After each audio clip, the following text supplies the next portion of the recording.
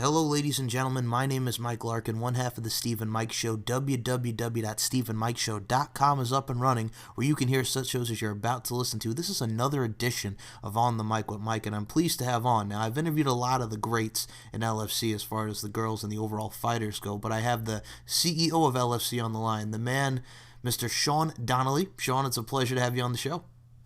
Well, it's a pleasure to be here. Thank you, Michael. Oh, you're very welcome. I got to say, you do great work overall behind the scenes of what you do as far as production goes, whether it be with the reality, series and just overall LFC events. I appreciate what you do. Well, it's been a wild ride and a lot of fun. We really appreciate. As I was saying, I think you've interviewed every one of our girls, so I'm pretty much all that's left. So I'm happy to finally be here. Well, I got to tell you, I love what the overall, the elements as far as LFC goes, because you get a lot of girls that have backgrounds, whether it be jiu-jitsu, mixed martial arts, professional wrestling, boxing, what have you. I think it's great because it exemplifies and accentuates all the art forms. That's really what we're trying to do. It's we're trying to be sort of a new thing. Where it's very much a hybrid between pro wrestling and actual MMA. And I have to ask you as well. Now, first and foremost, let's just jump right into it and just tell us, how did Lingerie Fighting Championship LFC come into fruition? Now, like I mentioned, with the elements as far as the backgrounds and art forms, but you got beauty, strength, and dominance, exemplified by not just the overall women, but just their fighting standpoints. I mean, you got a lot of great fighters here, the overall beauty, the physical aspect as far as appearance-wise, and the overall in-ring product. So I got to ask you, how did LFC come into fruition? Well, it came about. I'm a filmmaker and TV producer, and I had just done a TV series for MTV in Europe called Tight, and it was a mockumentary, and it had done really well. So I was kind of in that headset of wanting to do another mockumentary. At the same time, I was doing a weekly MMA series for an online network called Codecast and a network that Mark Burnett's involved in called U2 America, and it was a weekly MMA show called Friday Night Fights. And of course, in doing that, I was traveling all over the place and seeing a lot of MMA and a lot of women's MMA, and that's where the idea came from. I was actually in Calgary, and there was a fight between Kim Couture and Sheila Bird, and both are very attractive girls, obviously very fit, and they were in some positions where it was this is kind of sexy, and then it became very unsexy. Kim Couture got into a lot of trouble. It took about 20 minutes to resuscitate her in the middle of the cage. And, in watching that, it was kind of this thought of, why couldn't someone do something where it's, really pretty girls like ring girls, fighting, but not to the point where they're going to kill each other. And that was how LFC got born, and I, pitched it to some contacts I have with some cable networks and cable systems, and they kind of immediately were on board. So we did the first one as a mockumentary. We shot it in Las Vegas, and when the cable systems aired it, I think they didn't understand that it was a mockumentary and that it was kind of supposed to be funny, so they marketed it as though it were a sporting event, and it did quite well. So when it became, they ordered more, it just became easier just to become what they wanted, which was a sporting event. And I think I remember seeing the first ones of it, we got the shows, it started off, like you mentioned, funny, but then you just got to see the overall elements over the seasons. I mean, you see, the influx of Maxine and Joel Kane and Leon Hayter. The coaches, it's just so great just to see the overall dynamics with the fighters like Audrey, Mongoose, Monique. There's so many people, Jesse El Toro Santos, Ali Baby Del Parks. It's great to see everybody just, accentuated, and just, you have a lot of group of characters, man. I think that's what's great about the women. And what's also very great about them is they're very passionate, they're very hungry, and that's what makes the series, man. Besides the drama and all that, but you got a lot of passionate and very hungry girls on your roster. Well, that's really my my favorite part of it. I love the events. The live events are a blast. But what we do in keeping with those live events is we have a reality series. So every time we have an event, we have camera crews following the girls around, and we see all the behind the scenes stuff that you don't normally get to see. And we turn that into usually 7 to 8 episodes a season, where you get to, because you don't really get to know a fighter in the cage. So this is a chance for people to, they watch the fighter, and then they get to see her personality, because it really is who they are. The reality series is a reality series, so they're not characters, they're themselves, they're people. And I think that really encompasses it as well. And if you want to make the wrestling comparison, you look at WWE with what they have with Total Divas, Total Bellas, what have you. I mean, yes, there's some storyline elements on there, but you get to see the girls as who they are, and that's what I love about LFC. You get to see the girls as who they are, and I mean, it just makes for fun entertainment. I think the last one I was watching the draft, and I had Maria Romano on my show, and it's kind of a comparison to when Feather Haddon, was the inaugural champion. And you could say what you will, because I mean, I personally, I loved Feather. I loved watching her fights, and it's a shame that injury and she had to retire. But I'm just saying, I mean, you look at Maria and she's fit, she's in amazing shape. Yes, she's older, but I mean, it's great to see someone 49 years of age. I mean, I'm interested to see when she gets into that cage. Yeah, and she's not a big fan of Coach Kane right now, who made fun of her age at the draft. Jeez. He mentioned that she would be collecting Social Security by the time she's ready to fight for a championship. Well, then again, this is Joel, who says a lot of things, but I mean... He's always got... everyone's always mad at him for something, and usually with good reason. Yeah, well, and I gotta say, I think he's a big integral part of what I love about it. And I mean, the pink team, the black teams, there's so many girls. Like I mentioned, Feather. There's Jessie. There's Roxy Roundhouse Michaels, who is now the current LFC champion, defeating Monica Flowerbomb Garcia. And I gotta tell you, I'm looking forward to seeing these future fights, because I'm sure we're gonna get Monica Garcia going for that LFC championship again. And we have so many contenders. I mean, Jessie El Toro Santos has gotten there with Roxy. So many people have gotten in there with Roxy and worked with each other. So it's going to be interesting to see who's going to go for the titles and what fresh bouts we're going to get from LFC. Well, it's funny you mentioned Roxy. Her coach is Joe Kane, and she's been very upset with her coach because he's claimed, like, she's had 4 fights now in the LFC. Every single one has gone to decision, and she's won every decision. Now, his theory is it's because Roxy is so attractive that the judges just pick her. Mm-hmm. She's very offended by that, of course, because she works. She's one of the hardest workers in the LFC is Roxy. So she doesn't like being told that she's winning on her looks. And that's again, it's Joel, and I'm sorry, but it's just Joel. It's Joel. He says these things, and I think he means it as a compliment and doesn't realize that it's really an insult. And when we were in Europe, he made the mistake of bringing out this theory of his while he was standing beside a pool, and she put him in the pool pretty quick. Oh, I saw that. I saw that. Oh, my God. Okay, I have to say... I think he still has the handprint on his chest. I think he still does, too. Oh, Joel. I mean, and then you look at Leon. And you know what it is, too? I love that dynamic, because it's like Leon will pick, like, the girls, like, for the skill, like he did with with Maria Romano and all the great girls that are on the black team. But it's like Joel's like, oh, it goes appearance-wise, which I get, but it's just like, the skill goes to it. You got to have the package behind it. You know what I'm saying? Yeah, no, Leon's awesome. And they're such opposites that it's really fun. They actually I think they kind of like each other, but they also I mean, Joe just kind of everything rolls off his back, but Leon's always a little frustrated with Joe, but I think deep down kind of likes him. And I mean, and you look but he's also always very confused when he loses to him. Yes. And I mean, what's interesting is, like, you guys, it's on YouTube now. I was watching the video where you're doing the draft, and you guys had these in, like, some pub or whatever it was that Joel brought him to, and they're drinking the shots. I'm like, at all the places you pick, like, this pub, you know what I'm saying? Oh, yeah, the punk rock pub that Joe likes. God. It's not Leon's kind of place. No, but oh my God. But yes, I have to mention this as well, because as far as like the venues, like you guys have done a lot of great events in Vegas with Sam's Town, the casinos. I know you guys did an event in Kansas, and I mean, Bratislava, Slovakia. I mean, you got to travel for that Euro Bash, and I got to ask you first and foremost, where can we see our next LFC venue? We're in talks with venues and promoters all over the place. We're also in talks right now with a couple opportunities in Las Vegas to do a more regular show, which is something we're really trying to get to, where we do 6 to 8 shows in one city. So we're in talks with a couple opportunities there that are looking really positive. There's some cities we've been approached by that would be a lot of fun to go to. We got approached to go to Manila. That would be awesome. There's just a lot involved.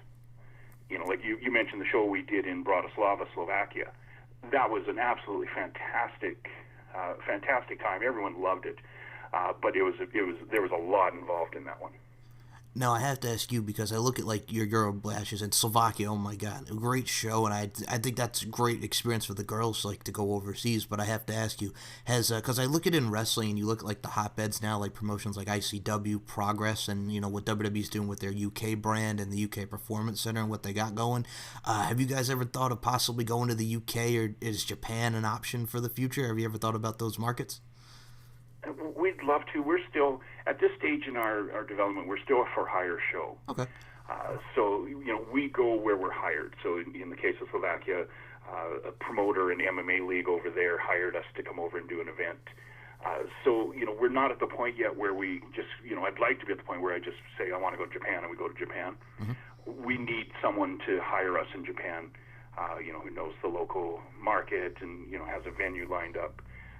So we're still at that stage. So, we get approached by some pretty cool stuff, but some of it we have to turn down just because we're just not there yet. And I think with the States, I mean, it's going to be very interesting because, like, you guys do Vegas. I'd love to see, like, for me, like, the West Coast, California, East Coast, New York. There's so many spots, and I know what this will hopefully come into fruition in the future, but there's so many places that we could see the great product that is LFC. I mean, like we mentioned, the key elements: beauty, strength, and dominance, and overall the accentuation and the physicality from the girls. I think it would do well in those markets. So I really just want to see you guys just continue to grow and shine, strive, and expand. Yeah, we've had a number of talks with a casino in Atlantic City, and that's I've never been to Atlantic City. Of course, I live part-time in Vegas, so I'm a huge Vegas fan. So I've always wanted to see Atlantic City.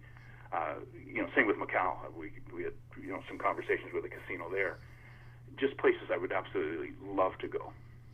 I gotta tell you, Atlantic City, I actually went one time, or actually a couple times at a casino because my grandmother, God rest her soul, was a huge gambler. So if it was not Atlantic City, I practically lived, if it wasn't Atlantic City, I lived at Foxwoods. The commercials would come to Foxwoods. Oh, those casinos. I still have friggin' the jingle, the commercial in my head just because my grandmother, God rest her soul, we practically lived. I swear to God, she was such a gambler going to Foxwoods in Atlantic City. So I hope you get there too. Casinos are so much fun too. Like we've done shows at a casino called Four Bears in Newtown, North Dakota, mm-hmm. In Robinson Rancheria in Nice, California. And those are really fun shows. I think they're a little bit off the beaten path, but the fans are great and very supportive. Oh, true. And I think, personally, if you're around casinos and you're just around that environment, like I've seen what you guys do at Sam's Town. I know a lot of wrestling promotions like Ring Warriors in Vegas and Future Stars of Wrestling have done shows there. I think Sam's Town is a great venue. Oh, it's a beautiful venue. It's one of my favorite venues that we've been in just because it's so combat sports specific. Like it is set up to do nothing but combat sports. And, you've got and you have access to everything. Like you're up in the control room and you've got access to, they have cameras mounted above the cage in the ceiling. Beautiful lights, everything. It's all there and ready to go. And I cannot wait until the next venue and all this. But first and foremost, like we're talking about travel, and we're talking about LFC. I'd be amiss if I didn't mention we have the LFC calendar out right now. I got myself a copy. I love the calendar. I think it came out great. And can you just tell us what the fans can expect with the calendar? Because every shot is just absolutely amazing. Yeah, it turned out so well. A lot of that is, we just had fantastic photographers involved in. We did shoots in Las Vegas, up in Canada, and we just hired, 4 or 5 absolutely world-class photographers to kind of bring that vision to life. We'd been talking about doing a calendar for a long time, and it was always sort of the idea of doing it, very cliche on the beach. When we were in talks with places like Trinidad or Jamaica, doing a show there and then doing this calendar. And those shows just never came to fruition, so we decided, well, instead of waiting to be on a beach somewhere, let's just do the calendar. Let's do really creative shots where we match the girls to a month that kind of makes sense for them. For instance, January is Monica Flowerbaum Garcia, and she has a reputation as being a bit of a party girl, especially when she came from Mexico to Vegas. She works hard, but she parties hard. So we did a New Year's Eve theme shoot with her. 4th of July was Lauren the Animal Fogel, and we did the photographer did this amazing the thing with colored milk, where he splashes colored milk on her naked body, and then in post turns that milk into like a liquid flag. So they're just really cool shots, and every month is something like that. And I think for me, it's like, because I'm a pop culture guy, like, I had all, like, whether it be various sports teams with, like, the playing cards, and I used to go to the local Pathmark to pick up stickers and all that, and I had, like, a plaque of, like, all your favorite sports stars, and I did the same with wrestling, like, I had the calendars and cards, but I think for LFC, I think that's great from a merch standpoint and overall merchandise, because whether it be shirts or whatever accessories with LFC, I think, personally, I was excited when I first found out that you guys have a calendar coming out, because, I mean, I'll go back to it. I remember my grandparents listened to 103.1 B103, the oldie station, the old Neil Sedaka song, Calendar Girl. So I mean, I was ecstatic to see that the calendar came out. What's your favorite image? Oh, I'll be honest with you. I think Serena Honey Punch Kyle, just because I love, because she's so big with snowboarding, and I think that really accentuates her the best, because, it's her. And then, well, the 3-1 with Jessie, Allie, and, Andrea. I mean, that's a great one. I think, dude, pretty much all of them. I mean, like you mentioned with Monica, because she fights hard, but she parties hard. I think everything is just great. But yeah, I think for me, I have to go with Serena right now, even though they're all great. But because I know her and the snowboarding thing and how she's so big into that. So I think that accentuated her well and what she likes. Yeah, that was a lot of fun. She's actually she relocated to Kelowna, Canada recently, specifically to pursue, because it's a absolute one of the great snowboarding cities. So we went up there and did the shoot in Kelowna with her, and it was great seeing her in her new in her new hometown, and a lot of fun. She's such a sweetheart, as you know. Oh yeah, I mean, that's what I said. That's why I love all these girls, man, because they're just so passionate about what they do. They're just very free spirits, and I think that really. And if you got a good head on your shoulders, that's what it is. It's the overall professionalism. You know what I'm saying? Because I'll be honest with you, Shaun, I have family 25 years that was in radio, that worked at a radio station on Long Island, and I've just been around so many great people, and to meet artists that would go to these radio stations or whatever theaters. It's just the overall humbleness, and just being around, like, oh my God, like I'm around, for example, Peter Noon of Herman's Hermits, the 60s, something tells me I'm into something good, the legends, and I think that's really just key, and that's why I love all the girls, the humility, the respect, it's not lost, chivalry is not dead, as they say. Oh yeah, and that's been, like I said, that's one of the real treats of doing it. When I did the mockumentary for MTV in Europe, it was called Tight, and it was about an all-girl porn star rock band. And it did really well, except the girls were just so hard to work with. Like, to the point where, I halfway through I was thinking, it's my own show and I'm thinking of quitting. I would never do it again. So then to go from that to having this idea for Lingerie Fighting Championships, that was my one kind of misgiving about it was, I just did a show where 4 girls drove me absolutely crazy. And now I'm going to do, 16 lingerie models. And it couldn't have gone better. Every single person we've brought in has been an absolute treat to work with. Now, I have to say this to you, whether we get like a cameo or something, I know she's retired, and I missed her. We mentioned her earlier. Are we ever going to see like a cameo from One Feather Haddon ever again? I would love to. And there was some talk at when we first found out that she was never going to be able to fight again because of her injuries. We looked at possibly bringing her in as a coach, maybe working with Leon, and she was quite excited to do it. And then life gets in the way, and with Feather, when that injury happened, it didn't just cost her LFC and cost her being able to fight anymore. For a living, she's a fitness trainer, and she couldn't do that anymore. So her whole life sort of changed after that, and that's why we did. It ended up not working out to bring her in as a coach, but even like it was the Europe event would have been that was the first one she couldn't make, and she was trying so hard to be able to make that when she wanted to go to Europe so bad, and just couldn't do it. She even offered to still come and just help out with the girls, and we said, like, if you can't fight, Feather, it's probably easier to fight than to chase the girls around a hotel. So we decided, no, that wouldn't work out. But Feather was always, she was such a great champion. She's such a great person. Yeah, because I was thinking about it, like, it's kind of like, and I'll make a Japanese reference here. Katsuyori Shibata, who debuted in 1999, he's been wrestling in Japan for years. I mean, he's done some wrestling shows like Ring of Honor in the States. Like, he had an injury against Kazuchika Okada for New Japan where he did a headbutt and he suffered a subdural hematoma. He had to go to the hospital, and they never thought he was going to work again, but I think they're using him now as a coach. So that's why I figured I'd ask, because I'm like, I think she'd make a great coach, but, like you mentioned, life gets in the way. So personally, I'm just keeping my hopes up, and I know you are as well, that we see One Feather, the Hammer Hadden, back in LFC for a cameo or just an appearance. And she's welcome anytime. Most definitely. And first and foremost, I got to say this to you, okay? Because we were talking about, like, you were talking about Vegas and, Canada. You got to tell me about the weather, just because, like, you're in Canada, you're in Vegas. How was the bouncing of the weather for you? Well, it's funny. I was just in Vegas for the last, we went down for Christmas and New Year's. I was there for a month. And there was one very bad week in Vegas where it would have been warmer to stay home in Edmonton. That is certainly not usually the case. I really like the contrast between the two cities, and even the contrast in the weather.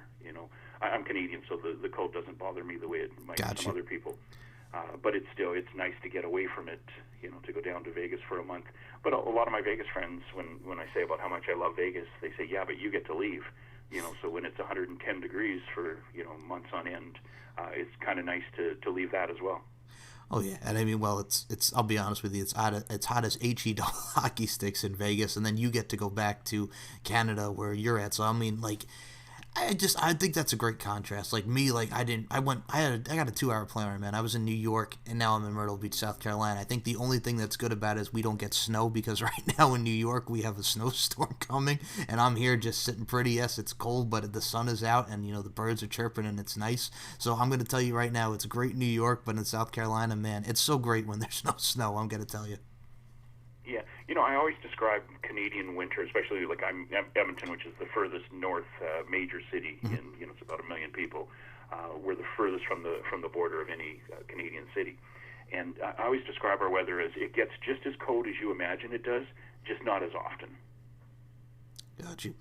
Now, I have to mention this to you as well, because we covered a lot with LFC and the MMA Pro Wrestling tie, and I love to ask the girls this question. I'm going to ask you this question as well. Now, what do you think about this MMA Pro Wrestling tie? And I mean, I remember the Attitude Era seeing Ken Shamrock in the WWF, guys like Dan Severn, then you look at Tank Abbott in WCW, and now you see what Ronda Rousey's doing. Ronda Rousey just main evented Madison Square Garden. I mean, you look at Shayna Baszler, who was originally in the Invicta fighting championship. I mean, you see Brock Lesnar doing his thing. CM Punk, had a brief handle in UFC. So, I mean, what do you think about the overall MMA pro wrestling ties?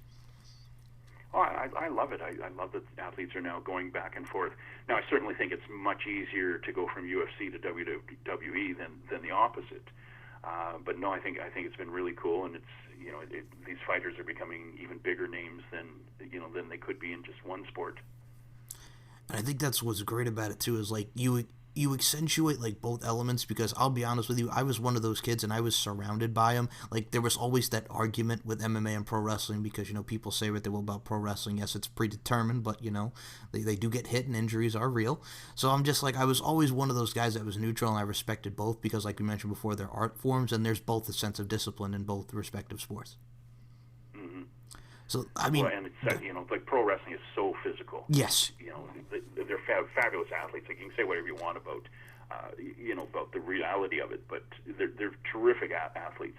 I did a series for Playboy TV called The Boy Next Door, and the main character on that show was a huge wrestling fan.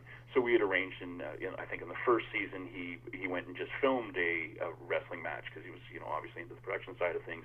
Well, in the second season, he made a deal with some of the wrestlers where he was going to put them in his adult movies, and in exchange they were putting him in their wrestling show. And we filmed that, and he was paired up with this guy, and it did not go at all like planned, and he ended up getting a real kick to the head. So afterwards, I think he had a whole different respect for how physical, and how if you make a mistake, you get hurt. Agreed. And I mean, there's so many freak accidents that's happened. I remember D'Lo Brown gave a powerbomb to Darren Drozdov, and he's still in a wheelchair to this day. He wound up being in a wheelchair, being paralyzed. So there's always that freak accident that happens, and I think it's just, I mean, it really is. It does take a toll on you, and you see, unfortunately, a lot of young deaths, whether it be like they're addicted to whatever drugs or pills it's on. I mean, it's just the physicality is endless. Same with mixed martial arts, but it's just the adrenaline and the drive of it. That's what I say. It's so exciting, and just to watch your matchups. I remember watching Shelly Aphrodite De Silva and Ali Baby Doll Parks going at it. I mean, the physicality in that, you saw those two just going at it. I believe Shelly spat towards Ali's way, and just the two, the physicality that exuded from that. I mean, there's been so many physical counters in LFC. Oh yeah, and you've seen a lot of the emotions run very high in some of these fights. Even if we don't necessarily want them to, it comes out, and there's some real big rivalries, and there's some people who, as much as everyone's really cool and really great, and there's some great friendships in the league, there's some big rivalries where there are people who I know I can't have in the same room. I think what's interesting now, I got to mention Maxine the Boss Frost, because Max is another one that is an amazing fighter and amazing at what she does. I know she wants back the strikes to the face. She wants the strike back to the face rule going. So I mean, I like the ground part about that, the ground style of it, the overall agility from the ground ability and standpoints. But I got to ask you, shots back to the face, or what do you think about having that rule back into the fold? Well, you see, the reason we don't allow it makes recruiting so much more difficult. Mm-hmm. A lot of our cast are lingerie models, or models of any sort. Well, it's really hard to recruit models if they think they're going to get beaten up and have black eyes and broken noses, which has happened in our fights, even with the new rules. So it was done as we kind of had to go one way or the other. We had to either go full hardcore MMA and please that market, but that would mean we're basically getting the same fighters that everyone else gets. What we decided to do is, we're very much a beauty product as well as a sports product. So we decided that we wanted the most beautiful women we could get, which means you're dealing with a lot of models, and they just can't afford to have a split lip or a black eye, because it means they have to cancel that week's worth of photo shoots, and they make a lot of money on those shoots. So as much as Maxine has been pushing and pushing, she has quite a bit working against her. It would really, I think, change our league if we allowed it. Okay. Now, I think it kind of equates to, I remember the old rule back in the 90s where Cowboy Bill Watts, who was booking WCW at the time, where he made, if you get thrown out to the outside of the ring, it's a disqualification, because he wanted, compete in the ring. You don't have to always go to the outside. Don't rely on, high-risk maneuvers, which I understand, the old-school standpoint of just having it out in the ring. So I kind of like the whole rule, because it shows everybody's ground games, and everybody gets to work on different styles. And I understand the whole, shot to the face, and I understand your viewpoint as well, which is a great viewpoint as well. So I'm just I'm cool with the ground game, because it gets people to learn and accentuate and just add more to their styles and their overall repertoire. Mm-hmm. And I think there's two different types of fans. There's the hardcore MMA fans, and they're in it for the blood. They want to see blood. But then there's, I think, what our fan base is more. They're really into the girls. They're into the beauty. They want to see, if I have two beautiful women, Mm-hmm. I don't necessarily want to watch them punch each other out. I'd much rather see them rolling around together, and so that's sort of the direction that we've taken. And again, it's not a perfect formula, and there have been injuries. I mean, as we talked about, Feather Haddon was had to leave the sport. Serena Kyle ripped out her MCL in a fight. We've had other inadvertent strikes to the face, or girls who just kind of either forget the rule or just the heat of the moment that it's kind of instinctive sometimes to swing. So it does happen, but that's the thinking behind the no strikes to the face rule. I gotta say this, as far as strikes to the face, I think one of your most memorable bouts, and I just remember watching, because it was a hell of a bout, because it's the underdog type story with it. Shay the Fox Mazzato is an incredible fighter. She has an amazing speed, and she just goes in there and has amazing bouts, like the one she had with Feather. But I gotta tell you, Jesse El Toro Santos, my God, what a bout that was. I remember watching that bout, just watching poor Shay getting thrown, but she was in there, man. She was in there for the long haul. Yeah, we got into some fans that posted some video of that, and we got called onto the carpet of the Nevada Athletic Commission for there's a lot of things that happen in that fight that are fairly illegal, and primarily because of that size difference. I mean, Jessie is probably the strongest girl in the LFC, and Shay, is tiny, and their fight's incredible. Shay's tiny, but she's got heart and ability, like crazy. Her fights are always just amazingly entertaining. And I think that's what made it, because she kind of has I know I'm making a lot of wrestling references here, but she's kind of like the Rey Mysterio of LFC, the ultimate underdog, but she has the fight, you know what I'm saying? And she just goes right in there. She's not afraid, to get snug and just go in there and dabble with the likes of Feather, with the likes of Jessie, and it makes for amazing and compelling fights. And then you look at the likes like Allie is like one of the biggest fan favorites. Allie does great work for herself, like we mentioned the fight with Shelly. There's just so many, man. I mean, it's just going to continue to shine and strive, and I really am so excited to see what you guys do in 2019. Well, and you mentioned that Shea-Jessie fight. I was a little surprised that Jessie won it, even though, she clearly won it. Mm-hmm. But Jessie was so... You started rooting for Shea so much because she was so outmatched. And Jessie was, not... she did a few things that pissed off people. So I really thought at the end there that they might pick Shea just for surviving. But, and Jessie has always had a little issue with me. Jessie has accused me of fixing fights against her, which is absolutely not true. So if you see when they announce her name, the look on her face is, oh, wait, maybe I was wrong. Mm-hmm. I saw it, and I think one of the other fights I have to mention, like Andrea, the Storm Vladoy, she'll tell you over and over again that she's an Olympic athlete, and I think she's amazing at what she does. Very tough individual. I remember watching that bout against Jolene Hicks at Eurobash. I mean, can you tell us just about that? Because, I mean, her face, that was another one that was very shocking at the end of that bout. Oh, she was so convinced she had won that fight that she absolutely lost it afterwards. She actually spat on judges and, had to go after the show and apologize to the judges and say, that does not reflect LFC. Luckily, they were just the most easygoing guys I've ever met. And I guess Slovakia is the one place where you can spit on judges and they think it's kind of funny. But no, she was absolutely livid afterwards and, throwing shoes and, she was mad at she was mad at the world afterwards. Because it just meant so much. She's from Europe.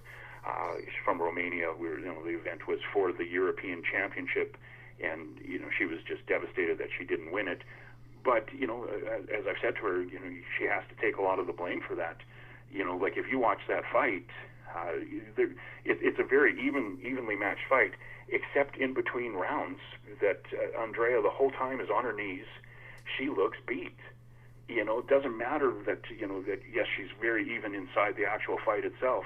But every time the bell rings, she's instantly on her knees and holding her shoulder, and it looks like she's taking so much more damage. And of course, Jolene is bouncing around and it's a big smile and flirting with the judges a little bit the way she does. Oh yeah, and so I definitely understood the decision.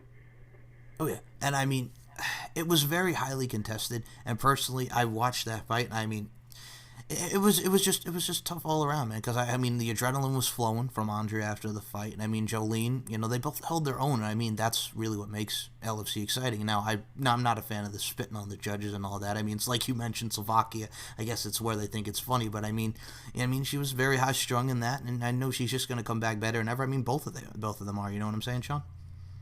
Oh, absolutely. But yeah, she took it very, very personally,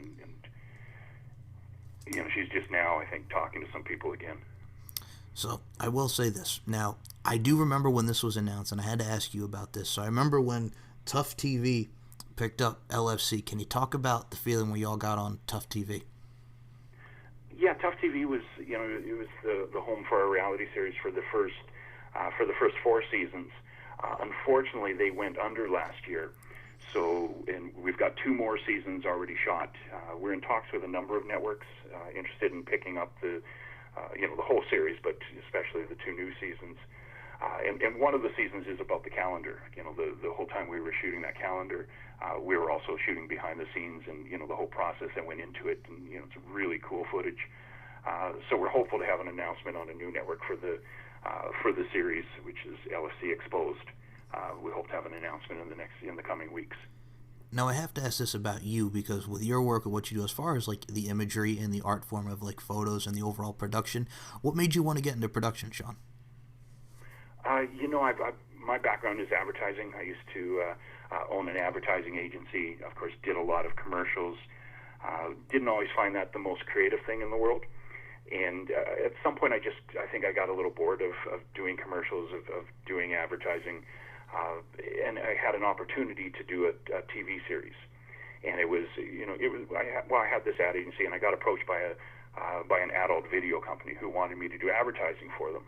And I couldn't, I specialized in oil and gas, so this was pretty far outside my world.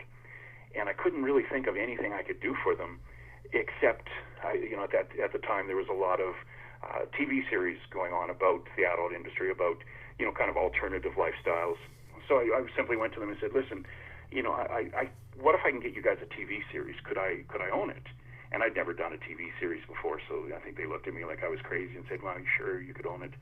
And I pitched it to Showcase on their answering machine. I got a call back in 10 minutes with an offer. Ended up not accepting that offer and went with ITV in the UK and Stars in the US. So that, ever since then I've been doing TV series, and that series did fairly well on Stars, and led to me going to work at Playboy TV for several years, and I've been doing TV and films ever since. One thing I have to mention is, which ties into LFC, man, Gone by Dawn. I mean, Serena Honey Punch Kyle's in there. You got Max in there. What was that like? Because I've seen the trailer for it, and I think both are amazing films. I'm gonna definitely check them out. I'll be honest with you, I'm going to, and I really look forward to it, just because the trailer got me hooked, and I think it's just an amazing, two films. So I gotta ask you, talk about filming the Gone by Dawn series. They're really, really fun films. The first one was, we kind of did the Fargo thing, and based on a true story that isn't necessarily a true story, but they're crime capers set in a strip club, and we did the first one, very small budget, sold it, and it did really well. It's a late night cable sort of movie, a lot of nudity, a lot of action, and so they ordered another one, so we got to do a sequel, which was a blast.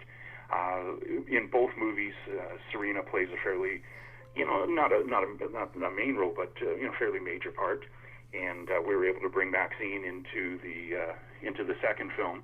Maxine's a great actor. I've seen her in several plays, and she's absolutely incredible. Serena's a very good actor as well. Gone by Dawn was her first film, and you can see her growing as an actor, and the camera loves her. So it was a lot of fun to do. Gone by Dawn 2 is coming out in March, so coming up pretty quick. I got to mention this as well, because we mentioned both Serena and Max there. That is another dynamic, because these two, they got to have the rubber match, because Max has a victory, Serena has a victory. That's another dynamic that I can't wait to see just continue to unfold in LFC. I'd love to see the rubber match. I'm just not sure Maxine would do it. She was pretty embarrassed by losing to Serena, especially with the fact that her and Coach Kane had made a bet on that fight. Mm-hmm. And the bet, of course, was Joe is Serena's coach. So if Maxine had won that fight, Joe would have had to resign as a coach in the LFC, which is something Maxine's been after for quite a while. But if Maxine lost, which she did, she had promised to step down as the LFC press. And, that fight happened. She's still the LFC press. So she reneged on that deal. So I think she's, kind of trying to pretend that never happened. Now, I will say this, though. I mean, Joel Kane, and I'm only kidding, but Joel Kane, if he was to resign, I know I'm only kidding with this, but I'm just saying, Joel, I mean, you know where I'm going with this, just because Joel and his history with, picking fighters and just Joel being Joel, you know what I'm saying? Things might go smoother, yeah. But I don't think they'd be as much fun. Got you, absolutely, and I think he definitely adds the fun factor, which is what I was putting out there. So I had to agree with you on that. The one thing you've always got to say about Joel is, as unorthodox as he is, he still has a pretty good record. Mm-hmm. Well, his fighters win a lot of fights. I mean, the belt, the European belt, is on his team. The overall championship now is on his team. Mm-hmm. And I think so. Whatever he's doing, it seems to be working. Oh yeah, and I think he drove poor Mike Modest crazy. I remember watching him and Mike Modest. Mike Modest, I remember from WCW and just all his work in Japan. And he's just another one that was great. I was so happy to see him as an asset and as a coach for a little while in LFC. You guys had Mike Modest for a little bit. Mike was great, and he was not only a coach but also head trainer when, of course, he was living in Vegas where we're based. And the only reason that we ended up losing Mike was he moved for family reasons. He moved to be closer to his sons, which is certainly a decision I respect a great deal. But it took him out of Vegas where we do all our training. So we had to bring in, which is a bit ironic, Coach Leon Hayter was brought to us by Mike and had been actually an assistant coach on the Pink team. But with Mike leaving, we ended up needing Leon to be our head trainer. And he does a fantastic job of it, but ended up replacing his mentor. Which I gotta tell you, this, which I think was a little awkward for Leon. Leon's a very sensitive guy, and has a lot of respect for Mike. So to kind of take over his job that way, as much as it was a great opportunity for him, it still, I know there was some, he had to really think about it. Oh, yeah, and when I had Leon on, he was talking about what a mentor Mike is, just because of the years that he's put in, whether it be professional wrestling, and he's a guy that has such a mind and insight for not just wrestling, but for overall business and just the overall acumen for these fighters, what have you. So, I mean, he was an asset. I mean, just him taking over, I understood where he was coming from, and I think you said that beautifully as well. Well, Mike's a great guy and the winningest coach in LFC history. Yes, sir. Now, all right. We got to talk about some other films here, because I wanted to ask you about Breaking Spirits, Zombie Apocalypse, and Apartment 14F, because like I said, what you do behind the scenes is absolutely amazing, and I saw the work and the images that you had from that, for those particular films. Can you talk to us about those films, Shaun? Yeah, Breaking Spirits, unfortunately with Breaking Spirits, I wasn't able to tie that into LFC. That's a film that was funded out of China. It was a China-Canada co-production, and it's about a Chinese exchange student who's bullied at the American high school she's going to, and it's a thriller, kind of an occult sort of supernatural thriller. Now, luckily, with Zombie Apocalypse and Apartment 14F, which is a very dark comedy, I was able to get Jolene Hex in a fairly major role. She's the third lead in that film, and she's absolutely fantastic in it. And I gotta say this, because, all right, so you mentioned Jolene and Max and Serena with your films. Is there any particular LFC fighter that you would like to see in one of the films that you have, besides, we mentioned Gone by Dawn, and you mentioned the Apocalypse and Apartment 14F, Zombie Apocalypse. Any particular LFC star or fighter that you'd like to see in such films? Oh, there's so many that I think would do a great job. That's actually what inspired us to do. We're working on a film called Gladiatrix, which is a female gladiator movie. And of course, we're going to cast a lot of our fighters in background roles as some of these gladiators. So very much looking forward to that. Agatha Carter, she's super into that period, and she belongs to some groups that do reenactments. So she's got costume, and you notice in the calendar that's her theme for August. Mm-hmm. So she's definitely going to be part of it. Kind of all the usual suspects. Another one that I've seen in some other films, so I'd really like to cast her because I think she's really good, is Natasha Rattlesnake Rodriguez out of LA. She's someone I'm looking forward to working with on outside of LFC. Now you mentioned, and it's just fun sometimes seeing them in a different light. Oh yeah, and I think that's what's great about it, because when you had Dwayne "The Rock" Johnson when he was just wrestling, then he blew up as a movie star. The Mummy Returns, to Scorpion King, and then he just took off. I mean, you kind of see that with what John Cena's doing. But you mentioned Agatha Cannibal Carter. She's relatively new. She's in the calendar. We talked about the Gladiatrix, and I know she's very into the Gladiator time period, which is amazing because it's a historical time period in history. Now, you also got Jen, the Cage girl. Jen is also in the calendar as well, and we're going to see Jen in the LFC Cage as well, hopefully very soon as well. Yeah, now her photo shoot, she represents September, which is a back-to-school theme, and we had cast her in that and then learned that she had actually been a school teacher. So that was just kind of serendipity.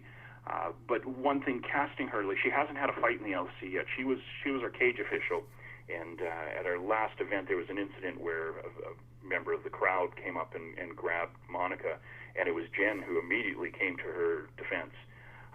Coach Hayter, I should say, then signed her to his team, and she's been training ever since, getting ready to make her debut. Now, casting her and giving her her own month in the calendar did ruffle some feathers, though, especially with Andrea. Andrea, is such a mainstay with the LFC, but you'll notice she's representing June, but she had to share her month with two other fighters. Mm-hmm. So she was really pissed off about that to begin with. And then when she found out that this Jen, who's never had a fight, got her own month, she was it would have reminded her again how mad she was. Oh boy. So I think I've smoothed that over, but she was not happy. Okay, well, I'm going to tell you right now, as a fan, I really cannot wait to see Jen get in there. You have so many girls that are on your website as far as contestants. I just had on Bella. Pretty Bella's one. There's Kim Chi. There's we mentioned Maria Morano. I mean, there's so many girls that are wanting to be in LFC, and I think it's just a matter of time. I mean, you guys got the land of opportunity. You got to see a lot of girls. You just prove and just get the breaking ground in there.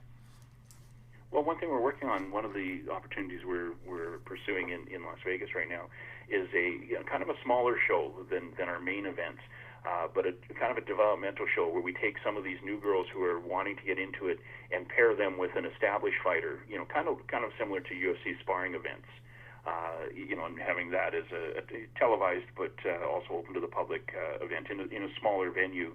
And just as a way to bring in, because we have so many, like you said, we have so many new fighters who want to join the league, and I think that would be a great way to do it. And I see the girls like with what Shannon Knapp is doing with Invicta. Like, she has so many alumni that went on to UFC, and one of her alumni is now the current NXT Women's Champion, Shayna Baszler, the Queen of Spades. So I was going to ask you guys ever thought about, working with Invicta? Is that was that like ever a thought? Because there's so many talented girls that, it's like a proving ground for UFC and, getting into wrestling as well. But what do you think about the overall Invicta product? Yeah, a fan of what Invicta's doing. We haven't had any contact with them. Some of the MMA leagues, I'm not sure are huge fans of what we do.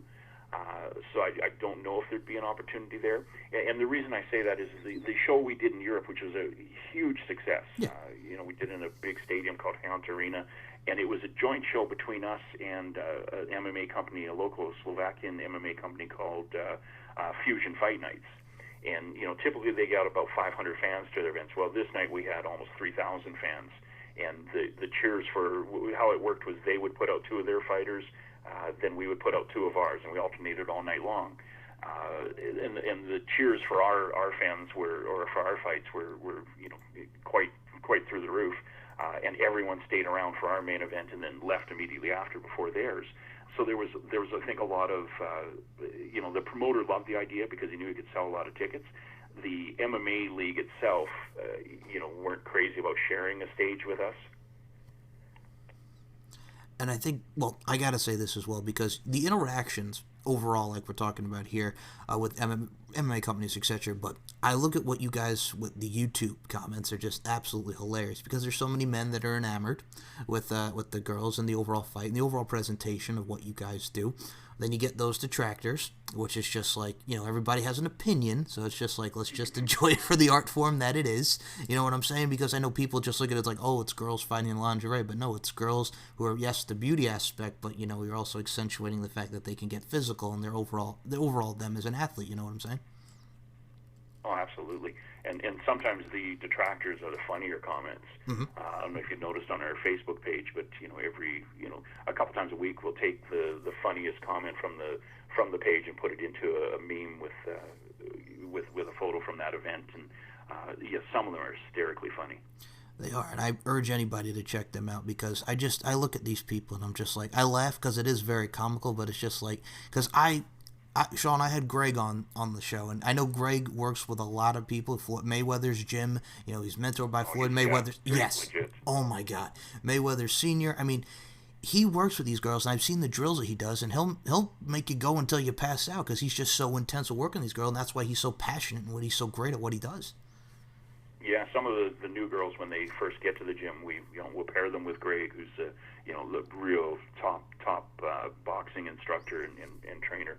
And he'll put them through some paces, and if they show up thinking that this is a joke, they're very quickly their minds are changed very quickly.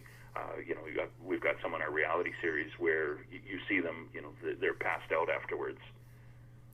Especially the leg stuff he does with them, it's intense.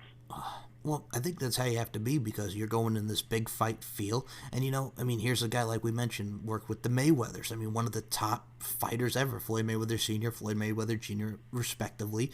So there's going to be a lot of big fight feel in there, and there's going to be a lot of, intensity going around. And you get to work, like you mentioned, legs, which, oh my God, don't get me started. I've seen them throw roundhouse kicks until, like, they puke. So it's just like, the roundhouse kicks, the drills that he does, it prepares them for this. And I Oh think yeah. that's what makes it great.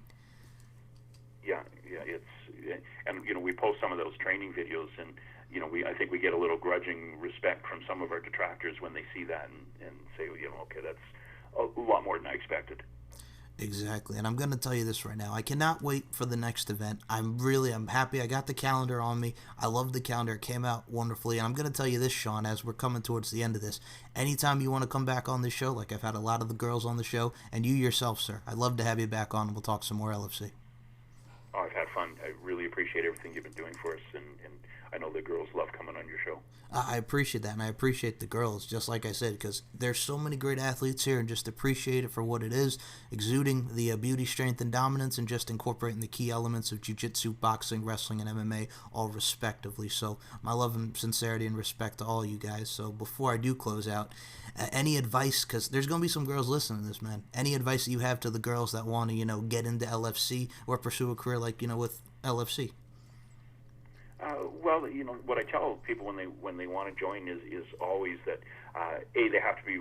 Sometimes we'll get really really hot lingerie model, but you can tell just looking at her, she's just not physical. You have to be physical to do this. Like you have to be able to. You have to be athletic. It's not enough just to be in shape and just to be attractive. You have to be able to. You don't necessarily have to have previous fight experience. We'll give you that. But you have to have athletic experience, and you'll see in our cast a lot of, they played college volleyball or they played, high school football on the boys' team. They're physical girls, and so I tell people that, and also they're going to have a lot more fun than they think. They're going to make some great friends doing this, and they may think they're only going to come and do one event. They're going to do a bunch of events because they're going to have so much fun. And another thing I'll ask you to give advice on now is someone who we talked about your experience on the production side of things and the amazing work that you do behind the scenes. Anybody that wants to get into productions or just overall work behind the scenes, whatever endeavor that they may pursue, what advice would you give that person? I'm terrible at giving that advice because I came up in such a strange way. Normally your path into film or television is you start at the bottom and you work as a PA and you put in your time and you move up to assistant, to third assistant director and all that. Well, because with my first ever experience on a TV series, I owned the series. 2 episodes later, I watched the director and thought, this ain't that hard. I can do it. I was directing it, so I do everything wrong. I make every mistake you can make, but I do it my way and really efficient. In fact, that first TV series, we had a crew of 2, including myself, and here we are. We're shooting a series for Stars with 2 people. Nobody ever believes when I say that. Like, it's just so, you're supposed to have 50 people. So it's hard for me to give advice because, everything I did was so bizarre. Like, pitching a show on a network's answering machine, that never works. Mm-hmm. And yet somehow it worked. I think I'll be honest with you. I think you said it well, though, just because it's like, it's just about hard work because never know what approach is going to work. But as long as you're hard and you have a good head on your shoulders, I think that's really going to get you far. And I think that's the most, adequate thing to put it as. But yeah, you said it right, man. Just because, like you mentioned, like you went differently in your path, but you got to where you are and you're just going to continue to succeed and shine. Well, and it's about, you got to be passionate mm-hmm. about it and positive. We see on, now that obviously now that we're doing films where, they are big, with 50 people crews, and the people who stand out are the ones who you can tell they love being there. And I've worked with a lot of, PAs who now, are they're working, you can see them moving up the path, and they're going to be very successful because you can just see it. One example of a person who's being very successful with it is Joe. Coach Kane he's worked on many of my films and has been first AD. He's my go-to first AD when I do a film. And I told him when he first started doing it, just seeing what an amazing job he was doing, I said, you're going to be the go-to first AD here in the city. And within a year, that had come to pass. He's now out in Vancouver. He's moved up to Vancouver and is working in the film industry there. And as you know, Vancouver is a very, very big film industry. Mm-hmm. So I have to say this as well, just because last thing I have, before I have you promote social media and stuff, and I will put the LFC website in there, but first and foremost, number one, y'all have a hell of an alumni, and when I put the link in there, y'all can see what alumni you guys have as far as the fighters go. But I have to mention one other person, because we talked about the fighters, we talked about Greg, we talked about the coaches. My man AJ Kirsch does a great job. Yeah. He does a great job at announcing, and I got to tell you, I'm so happy to see what he's doing. I mean, he was just the voice of Buzz, the voice of the My Player in WWE 2K19. He's another great hand for you guys. Oh, AJ's amazing. Like we've lucked out in so many spots where we just we punch above our weight class in so many areas, and that's definitely a place where AJ's been our cage announcer now for the last 4 or 5 events, and he's spectacularly good at it. I love his interactions with Maxine because he doesn't put up with any guff from her. He has to sort of do what she says, but some of his interactions with Andrea have been hilarious. But when he gets in that case, he's so professional. He does all the hood slam stuff, so he's a veteran. But he's just a guy who it's kind of like the same with our cage or with our play-by-play announcer, John Morgan. Just way above what people kind of think we would get. And we're so fortunate in having these really talented people who just kind of get what we're doing and love what we're doing and have come to help us build this product. But yeah, AJ, I'm a big fan. And he can speak Spanish very well. Well, he did that on like a day's notice for us. So there was a little thing where he went to Andrea, and because he wasn't introducing her as an Olympic, which is a strange kind of way to introduce a fighter anyway. But she decided to get even by he went to her for some tips on Spanish, and I believe she gave him tips on Romanian instead, and he didn't know that. Oh, it was but just... He figured out, AJ's the kind of guy, he ain't going to just one person for advice, so he figured out what she was doing. Oh my God, that was an hilarious exchange. Okay, people, I'm just going to say this, listeners, you have to check out the LFC's reality series and just check out the events. Another name I have to mention before it gets out of my head here. Didn't y'all have a Helen, oh my God, what's her name? Helen Yeast, you know who I'm talking about, Helen, right? Yeah, absolutely. Yes. Helen was from the very first, from the mockumentary. She was a fighter with us. Helen's awesome. We brought her back as a color commentator for one event. She's done interviews. Helen has become very successful as she's got her own radio show in the Las Vegas market. She's a sports fanatic. Fighting, football, you name it. She's a fanatic, and she does a great job when she does the interviews for us. And yeah, that was the only other one I just had to mention because we pretty much went through everybody. I wanted to give credit to Helen because I've seen the work that she does. And just everybody, man. Just please check out LFC. And Shaun, before we close out, just promote the Facebook, Twitter for LFC, and if you want to promote yourself as well, sir, and what you have going on, the floor is yours. Well, everything can link from our site at www.lingeriefc.com. We have of course, a Facebook fan page that really that was something else that helped launch the company. When we first set up that page, we were, I believe, the 3rd most popular MMA league in under a month, and broadcasters certainly take note of that. And then we have our YouTube channel, which you can find through our site, and we have several. We have a couple videos. Well, I think about 6 videos with over 1 million views, and our LSC 20 sizzle reels approaching 20 million views now. So it's been very satisfying, and a good way to reach fans. And I have to say this, probably one of my favorite intros, Fight, Fight, Fight, Gonna Kick Some. Just had to mention that as well, because that's a great intro. That's another area where, some of the bands that contribute music to us, I mean, that's a band out of Vancouver called The Crawl. They've given us a ton of music. The band Fozzy with Chris Jericho's let us use their music, Five Finger Death Punch. So we've been, really fortunate. All these, amazingly talented people who've, just kind of dig what we're doing and have, allowed us to use their music or use their talents, or from crews to fighters to bands. I mean, it's just been an awesome experience.